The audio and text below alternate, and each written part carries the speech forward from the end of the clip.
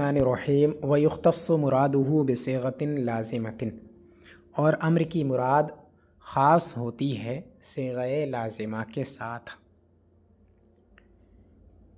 صیغہ لازمہ یعنی امر کا صیغہ، ٹھیک۔ تو امر کی مراد امر کے صیغے کے ساتھ خاص ہوتی ہے، یعنی ایسے صیغے کے ساتھ خاص ہوتی ہے جو لازم ہوتا ہے۔ کس چیز کو لازم ہوتا ہے؟ وجوب کو لازم ہوتا ہے، ٹھیک۔ ابھی آگے بیان فرمائیں گے۔ بیان لکون الامر خاصاً، اس سبق کے اندر یعنی اس عبارت کے ذریعے سے امر کے خاص ہونے کا بیان کر رہے ہیں ماتن، ہے نا۔ یہ امر کے خاص ہونے کا بیان ہے کہ امر خاص ہوتا ہے، ٹھیک۔ یعنی یختص مراد الامر وهو الوجوب بصیغۃ لازمۃ للمراد، یعنی اس عبارت کا مطلب یہ ہے کہ امر کی مراد جو کہ وجوب ہے، ٹھیک، مرادہ یعنی امر کی مراد، اور امر کی مراد کیا ہے؟ وجوب ہے، ٹھیک ہے۔ تو کہہ رہے ہیں کہ امر کی مراد یعنی وجوب یہ خاص ہے ایسے صیغے کے ساتھ جو صیغہ مراد کو لازم ہوتا ہے۔ یہاں مراد جتنی بھی جگہ آیا ہے اس مراد کا مطلب ہے وجوب، کسی بھی چیز کا، کسی بھی فعل کا واجب ہونا، ٹھیک ہے، یہ مراد ہے، امر کی مراد یہی ہے، ٹھیک۔ تو مراد جہاں پر بھی آئے گا اس کا معنی یہی ہوگا کہ وجوب یعنی واجب ہونا۔ تو کہہ رہے ہیں کہ واجب ہونا یہ خاص ہے ایسے صیغے کے ساتھ جو صیغہ واجب ہونے کو لازم ہے، مطلب وجوب صیغے کو لازم ہے اور صیغہ وجوب کو لازم ہے۔ وجوب ایسے صیغے کے ساتھ خاص ہے جو صیغہ وجوب کو لازم ہے، ٹھیک، یہ مطلب ہے اس کا۔ تو وَيُخْتَصُّ مُرَادُهُ بِصِيغَةٍ لَازِمَةٍ کا مطلب یہ ہوا کہ امر کی مراد یعنی کہ وجوب یہ خاص ہے ایسے صیغے کے ساتھ جو صیغہ امر کی مراد کو لازم ہے، یعنی وجوب کو لازم ہے، ٹھیک۔ والغرض منہ بیان الاختصاص من الجانبین، اور اس عبارت کا مقصد دونوں جانب سے خصوصیت کو بیان کرنا ہے۔ دونوں جانب کا مطلب یہ ہے کہ وجوب امر کو لازم ہے، امر کے ساتھ خاص ہے، اور امر وجوب کو لازم ہے، ٹھیک، یہ دونوں جانب سے خصوصیت ہوگی، یعنی وجوب امر کے ساتھ خاص ہے اور امر وجوب کے ساتھ خاص ہے، یہ مطلب ہے دونوں جانب سے اختصاص کا۔ وہی کہہ رہے ہیں ای لا یکون الامر الا للوجوب، یعنی امر وجوب کے لیے ہی ہوگا، ولا یثبت الوجوب الا من الامر دون الفعل، اور وجوب ثابت نہیں ہوگا مگر امر سے، وجوب امر سے ہی ثابت ہوگا، فعل سے ثابت نہیں ہوگا۔ اچھا، اب اس کا معنی کیا ہے؟ اس پورے کا مطلب یہ ہے کہ ایک چیز ہوتی ہے کہ ایک ہے وجوب یعنی کسی بھی فعل کا واجب ہونا، یہ کیسے ثابت ہوگا؟ مطلب یہ فعل، کوئی بھی فعل اگر واجب ہوگا تو اس کے لیے دلیل کون سی چاہیے اور کیسی دلیل سے اس کا وجوب ثابت ہوگا، کس طرح کی دلیل سے؟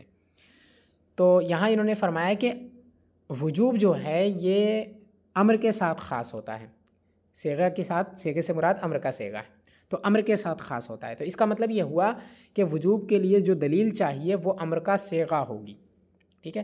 جب تک امر کا صیغہ نہیں ہوگا تب تک وجوب ثابت نہیں ہوگا، یہ مطلب ہوا اس کا، ٹھیک۔ تو اگر کوئی بھی چیز واجب، کسی بھی چیز کو ہم واجب کہہ رہے ہیں تو اس کے لیے ایک امر کا صیغہ ہونا چاہیے، جس سے یعنی قرآن میں یا حدیث شریف میں کہیں پر بھی کوئی امر کا صیغہ ہو جس کے اندر اس چیز کے بارے میں اس کا حکم دیا گیا ہو امر کے صیغے کے ذریعے سے، ہے، تو اس سے اس کام کا وجوب ثابت ہوگا، اس عمل کا وجوب ثابت ہوگا، ٹھیک۔ ایک تو یہ چیز ہو گئی۔ دوسری چیز یہ کہ امر جو ہوتا ہے یہ کس چیز کا فائدہ دیتا ہے؟ امر کس چیز پر دلالت کرتا ہے، ٹھیک ہے، یعنی امر سے جو حکم ثابت ہوگا وہ کیسا ہوگا، یہ دوسرا مسئلہ ہے۔ تو اس کے بارے میں انہوں نے کہا کہ امر جو ہے یہ خاص ہوتا ہے وجوب کے ساتھ، مراد کے ساتھ یعنی وجوب کے ساتھ۔ میں نے بتا دیا کہ مراد جہاں جہاں پر بھی آئے گا اس کا معنی ہوگا وجوب، ٹھیک۔ تو یہ صیغہ جو ہوتا ہے مراد کے ساتھ خاص ہوتا ہے، مراد کو لازم ہوتا ہے، یعنی وجوب کو لازم ہوتا ہے۔ اس کا مطلب یہ ہوا کہ امر سے جو بھی ثابت ہوگا وہ واجب ہی ہوگا۔ دوسری چیزیں جیسے کہ استحباب ہے، یہ سب اس سے ثابت نہیں ہوگا، یعنی امر کے ذریعے سے کسی کام کا حکم دیا جائے گا تو یہ نہیں ہوگا کہ وہ کام مستحب ہوگا بلکہ وہ کام واجب ہوگا۔ یہ اس پوری عبارت کا مطلب ہے، پورے سبق کا مطلب یہی ہے، بس اسی کو ثابت کرنا ہے، اتنی سی بات کو، کہ کسی بھی چیز کو اگر ہم واجب کہہ رہے ہیں، ٹھیک ہے، تو اس کے لیے دلیل کیسی ہونی چاہیے؟ اس کے لیے امر کا صیغہ ہونا چاہیے، یہ بتانا چاہ رہے ہیں، ٹھیک ہے، کہ امر کے بغیر کسی بھی فعل کا وجوب ثابت نہیں ہوگا، ٹھیک، امر کے بغیر. اور امر سے جو فعل ثابت ہوگا، جس چیز کا حکم دیا جائے گا، اس چیز کا وجوب ثابت ہوگا، اس کا استحباب یا ندب ثابت نہیں ہوگا، بلکہ اس کا وجوب ثابت ہوگا. مطلب جس چیز کا حکم دیا گیا امر کے صیغے کے ذریعے سے وہ واجب ہوگا، مستحب نہیں ہوگا. ٹھیک، یہ بتانا چاہ رہے ہیں اس کے اندر. وہ انہوں نے فرمایا کہ دونوں جانب سے اختصاص کو بیان کرنا ہے. دونوں جانب سے اختصاص کا مطلب یہی ہوا کہ امر جو ہے یہ وجوب کا فائدہ دے گا اور وجوب امر سے ہی ثابت ہوگا.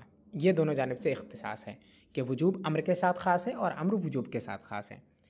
ٹھیک، خاص ہونے کا مطلب یہی ہوتا ہے کہ دو چیزیں ایک دوسرے سے اس طرح سے جڑ جائیں کہ اب ایک دوسرے کے بغیر نہیں پایا جائے گا ان میں سے. ٹھیک، تو امر اگر وجوب کے ساتھ خاص ہیں تو اس کا مطلب یہ ہوا کہ وجوب کے بغیر امر نہیں پایا جائے گا، اور وجوب امر کے ساتھ خاص ہیں تو اس کا مطلب یہ ہوا کہ وجوب جو ہے یہ امر کے بغیر نہیں پایا جائے گا. امر وجوب کے ساتھ خاص ہے تو اس کا مطلب یہ ہوا کہ وجوب کے بغیر امر نہیں پایا جائے گا، اور اگر وجوب امر کے ساتھ خاص ہے تو اس کا مطلب یہ ہوا کہ وجوب امر کے بغیر نہیں پایا جائے گا. ٹھیک، تو دونوں جانب سے اختصاص ہے. مطلب یہ ہے کہ نہ تو وجوب امر کے بغیر پایا جائے گا اور نہ ہی امر بغیر وجوب کے پایا جائے گا. یہ اس کا مطلب ہے پورے کا. ٹھیک، دیکھیں کہہ رہے ہیں کہ اس سے مقصد جو ہے وہ دونوں جانب سے اختصاص کو بیان کرنا ہے، یعنی دونوں ایک دوسرے کے ساتھ خاص ہیں، اس کو بیان کرنا ہے اس عبارت کا مقصد. ای لا یکون الامر الا للوجوب، یعنی اس کا مطلب یہ ہوا کہ امر وجوب کے لیے ہی ہوتا ہے. ٹھیک ہے، یعنی امر کسی اور چیز کے لیے نہیں ہوتا ہے، استحباب اور ندب کے لیے نہیں ہوتا ہے، بلکہ امر وجوب ہی کے لیے ہوتا ہے. ٹھیک ہے، یعنی وجوب کا فائدہ دیتا ہے، استحباب وغیرہ کا فائدہ نہیں دے گا.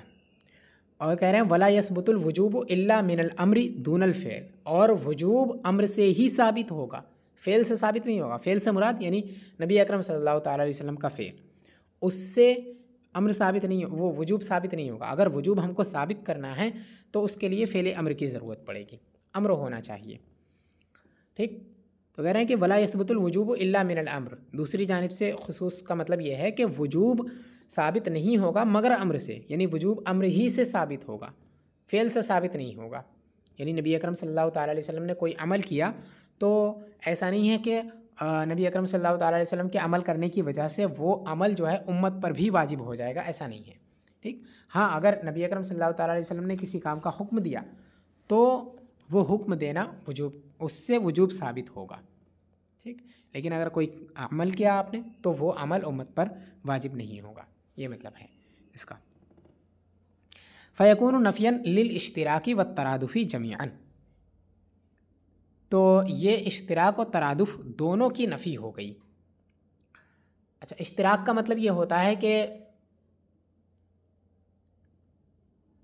کوئی ایک لفظ جو ہے دو معانی پر دلالت کرے. ٹھیک، جیسے لفظ قروء ہے، یہ حیض اور طہر دونوں پر دلالت کرتا ہے. ٹھیک ہے، اور ترادف کا مطلب یہ ہوتا ہے کہ ایسے دو الفاظ جو ایک ہی معنی پر دلالت کریں. ٹھیک، جیسے کہ لفظ لیث اور اسد دونوں شعر پر دلالت کرتے ہیں، دونوں کا معنی شعر ہوتا ہے. ٹھیک ہے، تو یہ ترادف ہو گیا. اور اشتراک کا مطلب وہی کہ ایک لفظ دو معانی پر دلالت کرے. تو یہ کہنا چاہ رہے ہیں کہ یہاں پر اشتراک اور ترادف دونوں کی نفی ہو گئی. یہ کہہ رہے ہیں اس کا مطلب کیا ہے؟ اس کا مطلب یہ ہے کہ امر کے جو ایسا نہیں ہے کہ امر کے معنی، امر جو ہے چند معانی کے درمیان مشترک ہے، ایسا نہیں ہے، اس چیز کی بھی نفی ہے. اور وجوب جو ہے یہ دوسری چیز سے ثابت بھی نہیں ہوتا، یعنی وجوب پر کوئی دوسری چیز دلالت بھی نہیں کرتی. نہ تو امر ایک سے زائد چیزوں پر دلالت کرتا ہے وجوب کے علاوہ پر. ٹھیک ہے، اگر امر وجوب کے علاوہ پر دلالت نہیں کرتا ہے تو اس کا مطلب یہ ہوا کہ امر مشترک نہیں ہے. ٹھیک، اگر مشترک ہوگا تو مشترک ہونے کا مطلب یہی کہ ایک سے زائد چیزوں پر، ایک سے زائد معانی پر دلالت کرے کوئی لفظ تو اسی کو مشترک کہتے ہیں. تو امر چونکہ صرف وجوب پر ہی دلالت کرتا ہے تو اس کا مطلب یہ ہوا کہ امر مشترک نہیں ہے. ٹھیک، اور ترادف کا مطلب یہ ہے کہ ایک معنی دو چیزوں سے ثابت ہو جائے، ایک معنی پر دو چیزیں دلالت کریں. ٹھیک، یا دو سے زائد دلالت کریں. ٹھیک، تو یہاں جو وجوب ہے اس پر صرف امر ہی دلالت کرتا ہے، فعل دلالت نہیں کرتا. فعل نبی ذکر کر دیا اور اس کی نفی کر دی کہ انہوں نے کہ فعل نبی سے وجوب ثابت نہیں ہوگا. تو اس کا مطلب یہ ہوا کہ وجوب صرف اور صرف امر سے ہی ثابت ہوگا. ٹھیک، تو یہاں ترادف کی نفی ہو گئی کہ وجوب جو ہے یہ صرف اور صرف امر سے ہی ثابت ہوگا.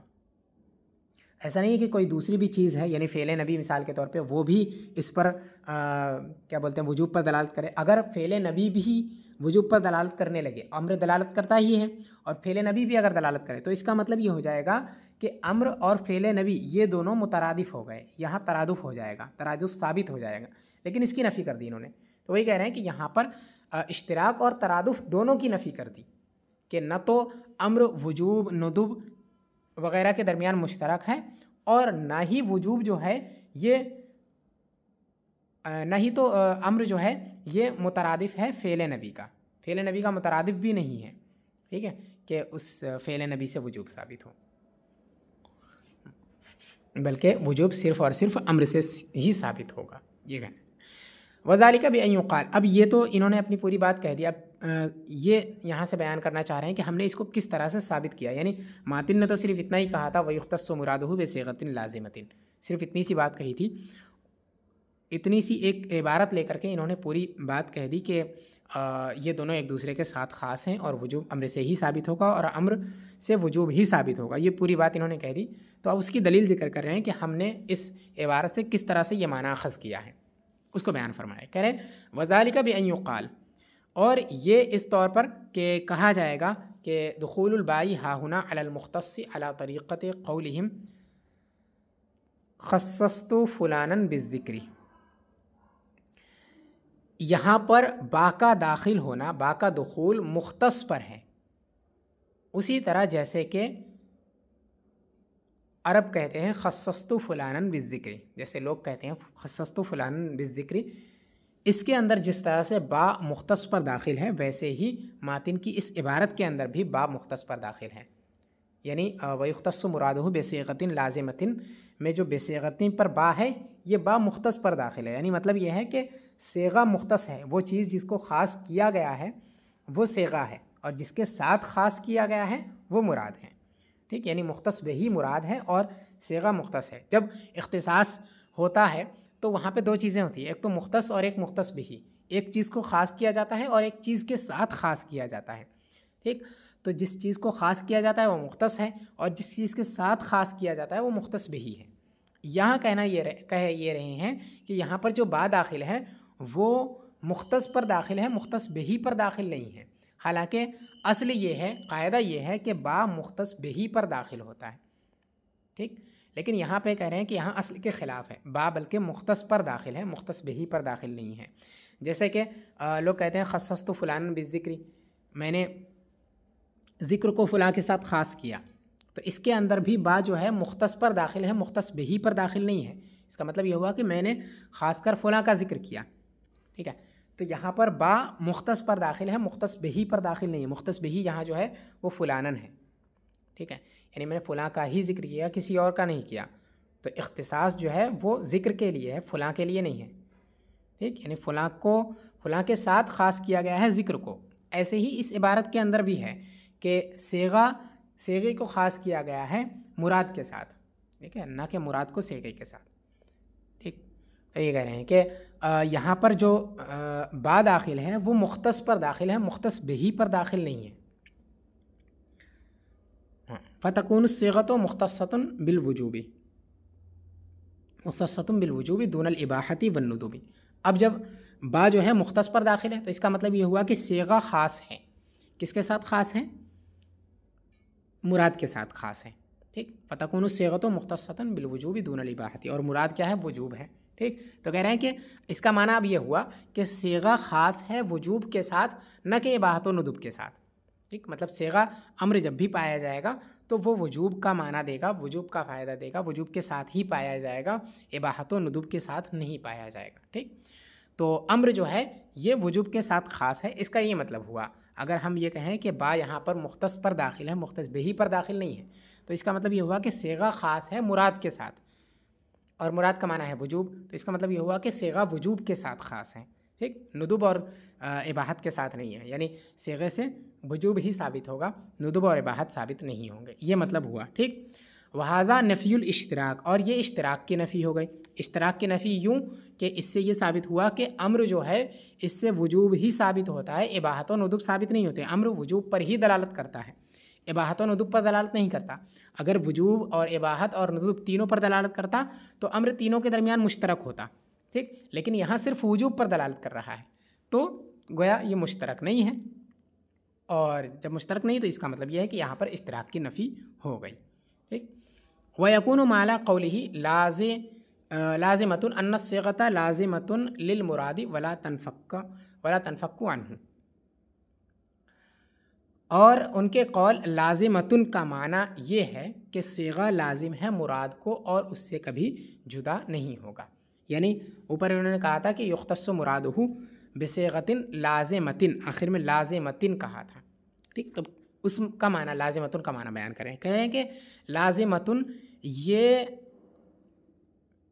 اس کا معنی یہ ہے کہ صیغہ لازم ہے مراد کو، یعنی صیغہ لازم ہے وجوب کو. صیغہ لازم ہے وجوب کو، مراد کا معنی وجوب ہے.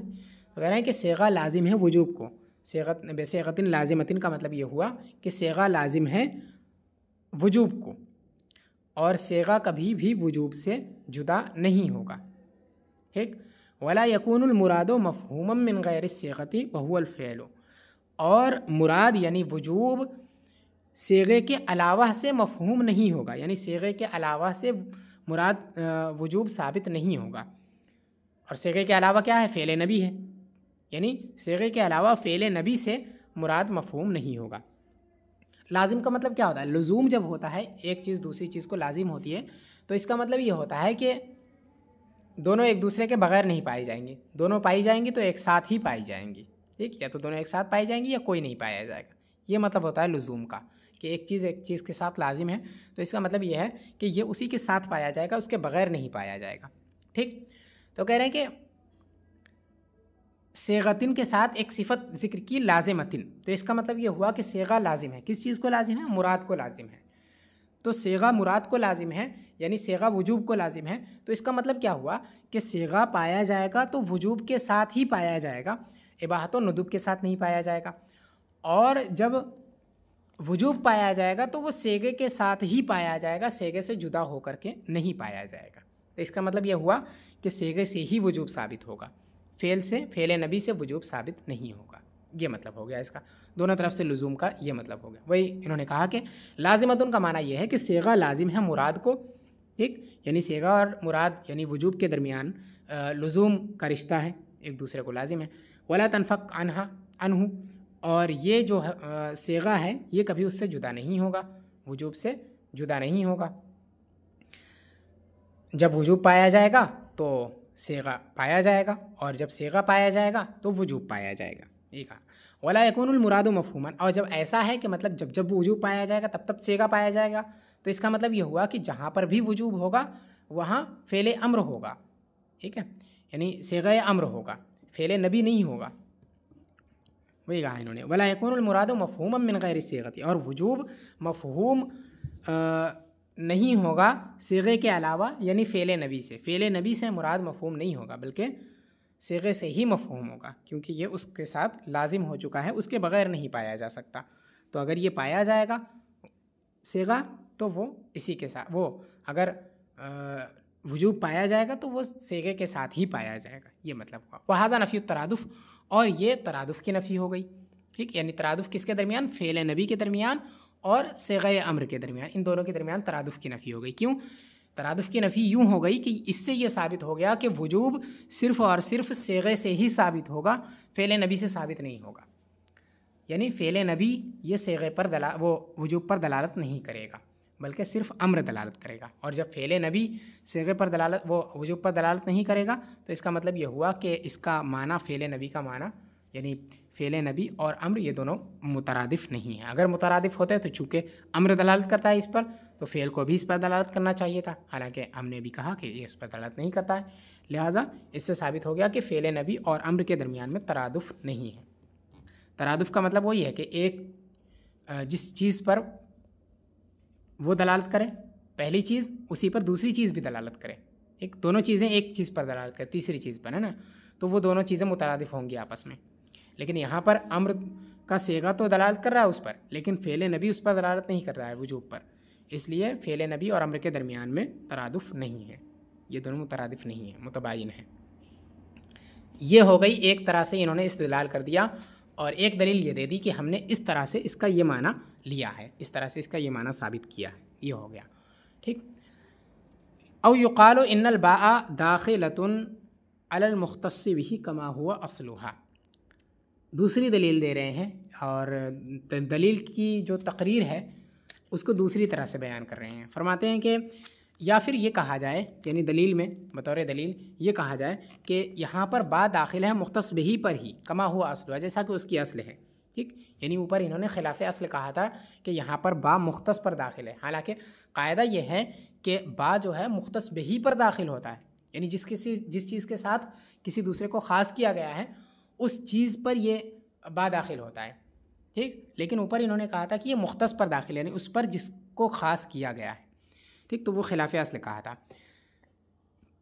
اب یہاں کہہ رہے ہیں کہ یا پھر وہ قول کیا جائے گا کہ یہاں پر با مختص پر داخل ہے، ٹھیک، یا پھر یہ کہا جائے گا کہ یہاں پر با مختص بہی پر ہی داخل ہے، جیسا کہ اس کا قاعدہ ہے. ٹھیک، کما ہوا اصل، جیسا کہ اس کا قاعدہ ہے، جیسا کہ اس کی اصل ہے کہ با مختص بہی پر ہی داخل ہوتا ہے. ٹھیک، تو اب اس کا مطلب کیا ہوا؟ ای لا یفہم ھذا المراد بغیر الصیغۃ وہو الفعل.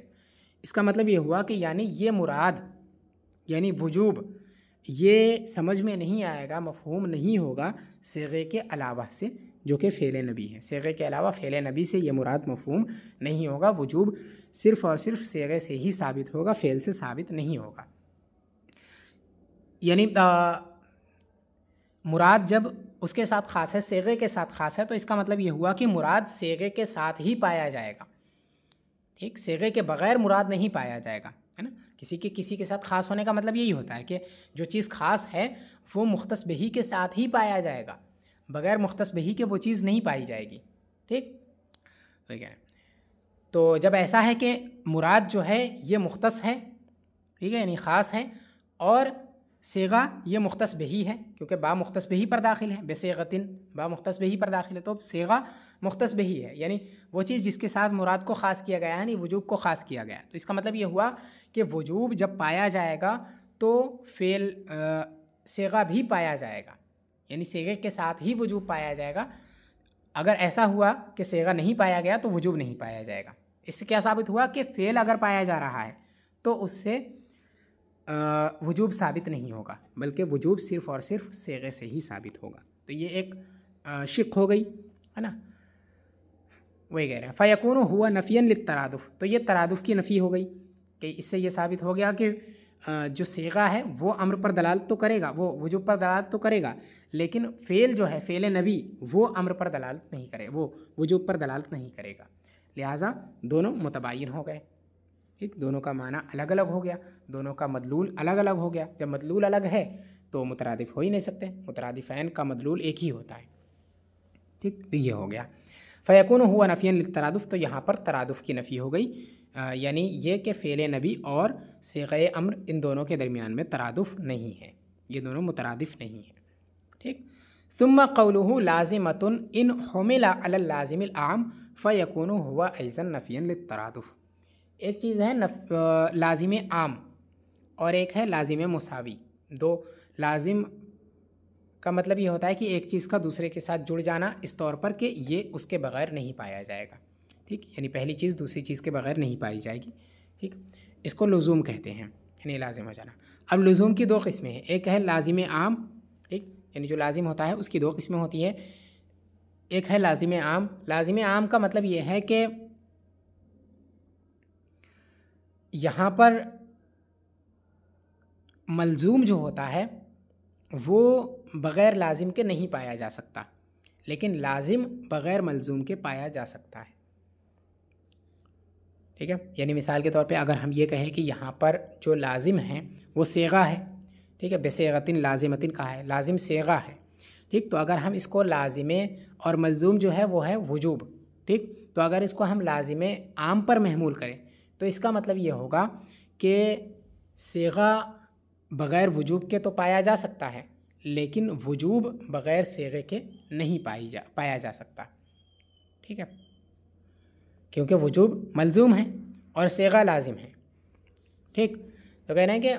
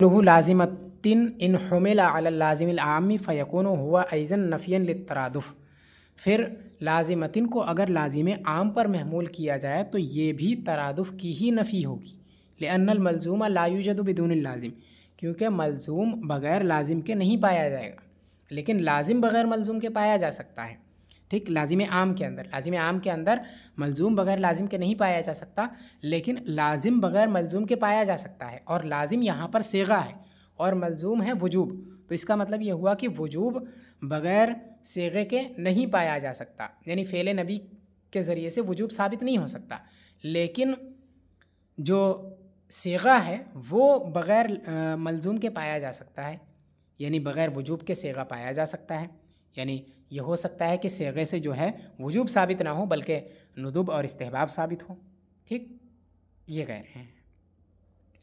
تو یہاں پر بھی ترادف کی نفی ہو جائے گی۔ ترادف کی نفی یوں کہ جو وجوب ہے یہ صیغے سے ہی ثابت ہوگا، ٹھیک ہے، تو صیغہ اور فعل نبی سے ثابت نہیں ہوگا، تو جب فعل نبی صیغے پر دلالت نہیں کرے، وجوب پر دلالت نہیں کرے گا، تو اس کا مطلب یہی ہوا کہ فعل نبی اور صیغہ ان دونوں کے درمیان میں ترادف نہیں ہے، ورنہ دونوں وجوب پر دلالت کرتے ہیں، ہے نا، یہ ہے، تو یہ بھی ترادف کی نفی پر ہی دلالت کرے گا۔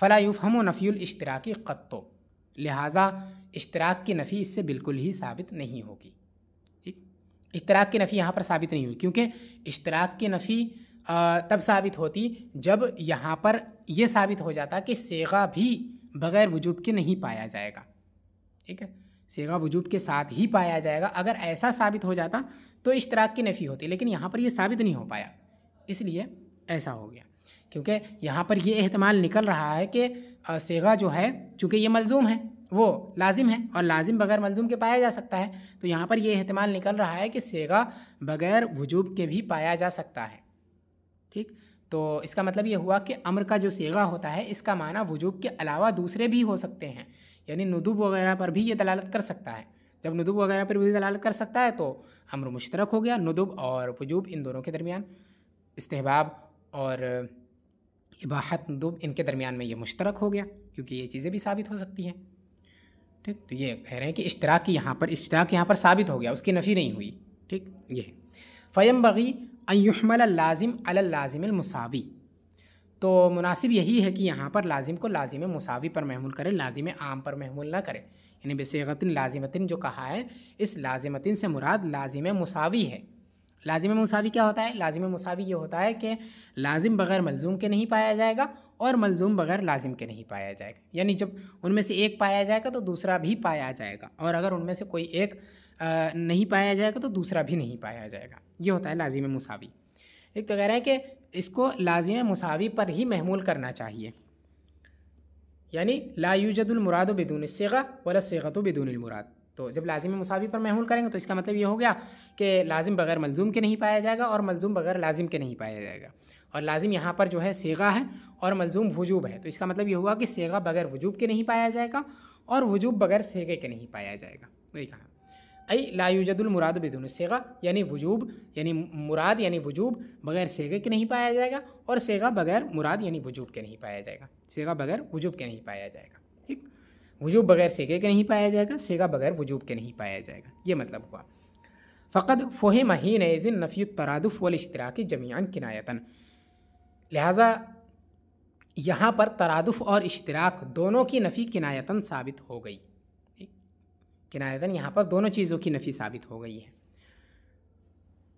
اس طور پر کہ صیغہ جب پایا جائے گا تو وجوب بھی پایا جائے گا، یعنی وجوب بغیر صیغے کے نہیں پایا جائے گا، تو اس کا مطلب یہ ہے کہ وجوب جب پایا جائے گا تو امر بھی پایا جائے گا فعل نبی کے ذریعے سے۔